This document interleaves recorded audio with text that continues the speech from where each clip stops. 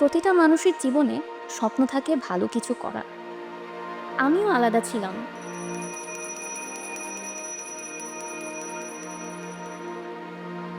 আমারও পরানো যাহা চায় তুমি তাই, তুমি তাই গো।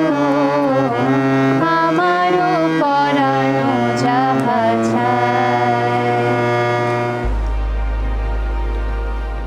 ছোটবেলা থেকেই আমি সংস্কৃতি মনা ছিলাম, আর তাই ক্রিয়েটিভ কোনো কিছু করার চেষ্টা সবসময় আমার মধ্যে ছিল। সেই চেষ্টা থেকেই ফ্রিল্যান্সিংয়ে আসা।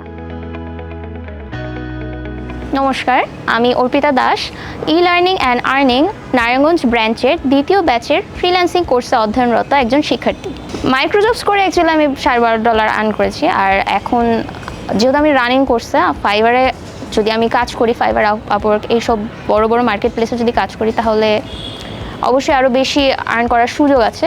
যেহেতু এখন আমাদের প্রসেসটা আমাদের হচ্ছে ম্যামরা শিখিয়ে দিচ্ছে কীভাবে গিগে আপলোড করতে হবে। মার্কেট প্লেসটা বোঝার জন্য আমাদের একটু সময় আমরা নিচ্ছি। এনভায়রনমেন্ট অবশ্যই অন্যান্য জায়গা থেকে অনেক ভালো, এবং তারা ভালো একটা ভালো কোয়ালিটির টাইমও দিচ্ছে, আমাদের ভালো কোয়ালিটির খাবারও প্রোভাইড করছে। আর হেল্পের দিক থেকে বললাম, আমাদের ট্রেনাররা অফকোর্স আমাদের মেসেজের রিপ্লাই দিচ্ছে।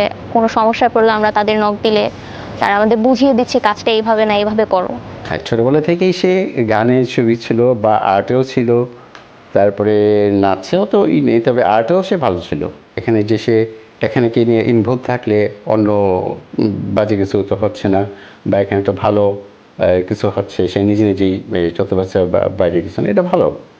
ধরেন আমার কাছে একটা ল্যাপটপ আছে এবং ইন্টারনেট কানেকশন আছে, এবং এই কাজের জন্য আমার একটা গদবাঁধা একটা জায়গায় আমার বসে থাকতে হবে না, বা ঢাকায় বসে থাকতে হবে না। আমি যে কোনো বাংলাদেশের যে কোনো প্রান্ত হতে আমি এই কাজগুলি সম্পূর্ণ করতে পারবো।